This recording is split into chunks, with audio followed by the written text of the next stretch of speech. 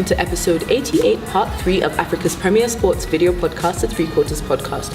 As usual, remember to jump onto the hashtag #RoadToJapan to support the Kenya Simbas as they are still looking to qualify for the Rugby World Cup in 2019 in Japan. I'm Jemima Duffield. No, I'm not Okamuya. So we start off with football and, bring it home Yes. for the Harambee Stars. Yeah. So the AFCON qualifiers, we're in Group F, lost our first game to Sierra Leone 2-1, and guys are like, oh no, what's going to happen next? And then we beat Ghana 1-0. Yeah. So now we've revived our hopes. What do you think? How was that game for you? When actually beginning of this year, and we're coming back from GC, when you want to watch rugby and you were riding with someone who is very involved in the football community, and we talked about this Ghana game. And my only wish was that Ghana are going to bring their stars, the likes of Jordan Ayew and Andre Ayew. Unfortunately, because it's also smack in the middle of the English, or rather the European season, they didn't bring their superstars. Neither did Kenya, by the way, because Kenya's number one person is Victor Wanyama. Victor Wanyama didn't come, but Michael Olunga was here. So I thought that Kenya were going to have a shot at it because of the lack of stars with the Black Stars, and that's exactly what happened. Lack of stars, really? Oh, yeah. He saw that. But anyway, that's exactly what happened. Own goal by Nicholas Opoku in the first half, and Kenya were able to hold on to that lead throughout the game. They were reduced to 10 men for a professional foul by Josh Onyango. But the question I ask myself is, Ghana in town, Kenya is playing, and from the days I remember when I used to go watch football, that stadium used to be packed. Kasarani would be packed to the brim.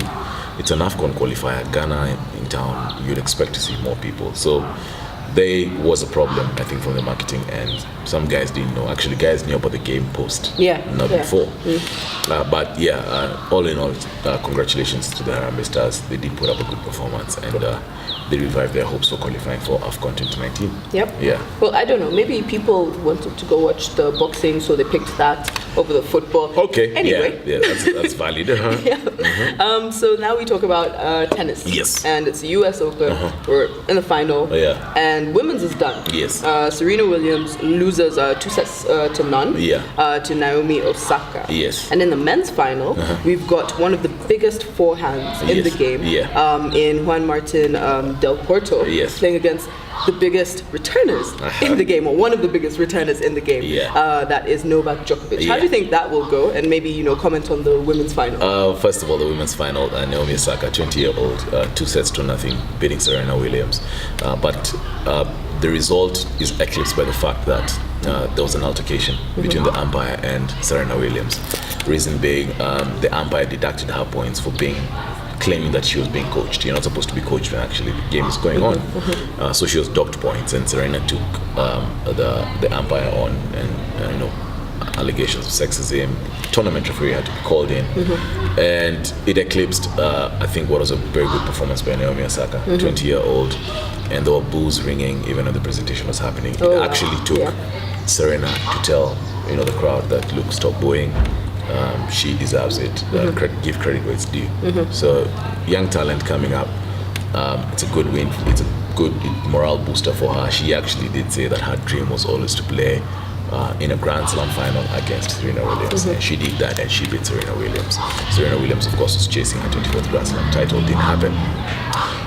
In the men's final, Juan Martin Del Potro beat Rafael Nadal in the semi-finals, set up a final with Novak Djokovic. It's going to be a tough one. Like you've said, Juan Martin Del Potro, one of the best forehands. Novak Djokovic, one of the best returners in the game. And it's just good, I think, for me, because Novak Djokovic has been going through injuries in the last few years. It's good to see him back, in a Grand Slam final against somebody who's been in the game for a hot minute. Unfortunately for him, you are good. Those guys who are good, but then you come up in an era where they're just deadly guys. So that's Juan Martin Del Potro. In another era, he would have been featuring in the top 3. But he comes up, you have Rafael Nadal, you have Roger Federer, you have Novak Djokovic, all at the same time. I'm sorry. But he has a chance now to beat Novak Djokovic in the last Grand Slam. But I just think Djokovic is too strong. And 1-2, Djokovic did have a really tiring semi-final. He had to go. He had to beat Rafael Nadal. Djokovic had a pretty easy semi-final. So I feel like Djokovic just has enough to beat Del Potro in this one. Yep, well, we'll see how that goes. Yeah. I definitely look forward to watching that match later on. Yep. So it was the 30th anniversary for American sports giant Nike. Yes. And they decided to have this Just Do It campaign. Yes. Where I guess the most popular face in it was Colin Kaepernick. Yes. A guy who didn't stand up, first guy to not stand up during the national anthem. Yeah. And his, across his face on his, photo or whatever that they were using is believe in something even if it means sacrificing everything. But of course there are other sort of angles to look at this, and that's what we're going to explore. It's unfortunate. I mean, this all spins off from Colin Kaepernick's incident 1 or 2 years ago, where he took a knee when the national anthem was playing. It was basically because of what was happening in the country or in the US, and it's unfortunate because, and it's something that's known, and racism is a big factor in the US, it's a big issue in the US. And they say that the white people only talk about racism when it's convenient for them, but not when it is actually a problem. And he decides to take a knee when the national anthem is playing, and he gets slammed. He gets into a lot of problems. So there are two divides. There are the guys, the conservative whites, who are making noise about what he did, and then there's the people who are saying, but hey, guys, this is actually a problem.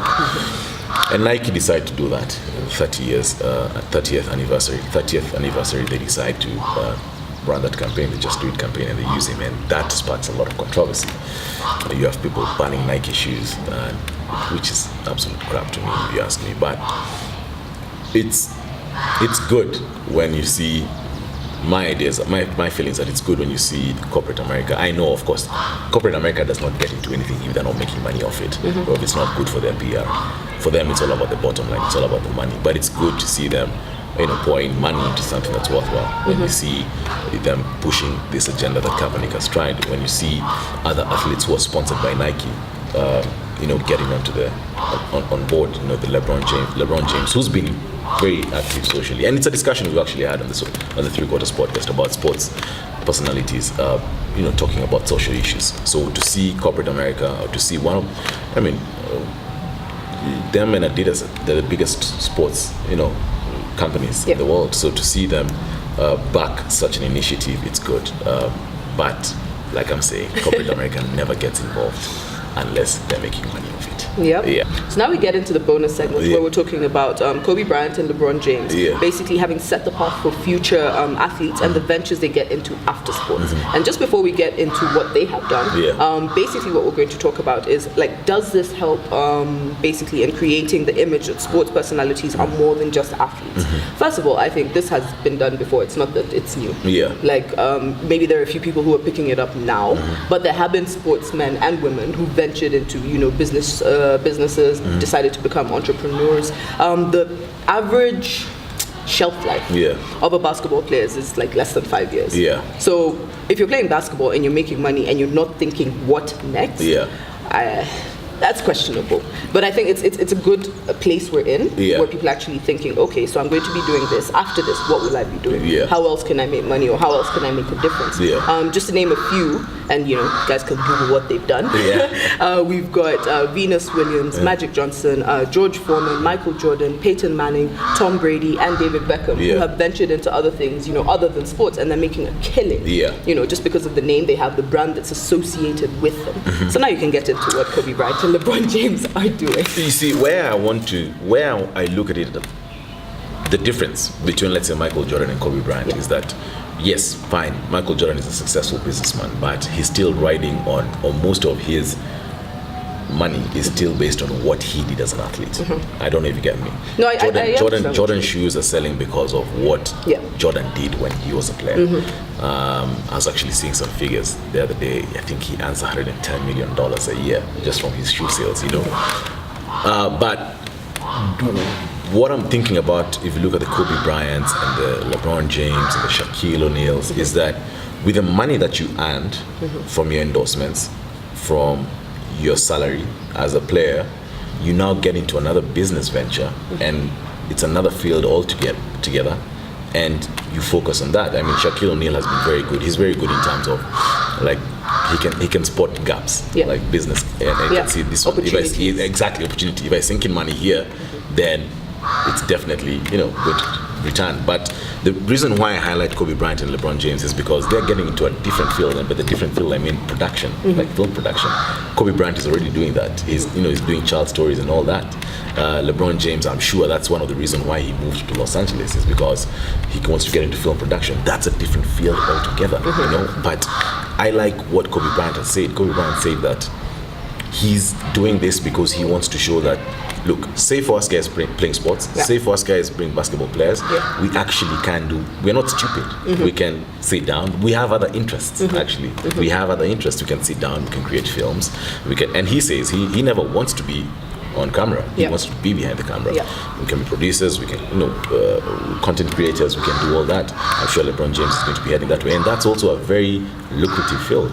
So it's just, previously athletes used to make money off what they did as athletes. And they're totally, it's a total different direction, basically. Exactly, that the new Kobe Bryant and LeBron James have set for the new athletes. So, yeah, I think it does go a long way to improving the perception people have of athletes, because unfortunately the perception people have is that, look, you're dumb, that's why you didn't play sports. You just can't hack it in class.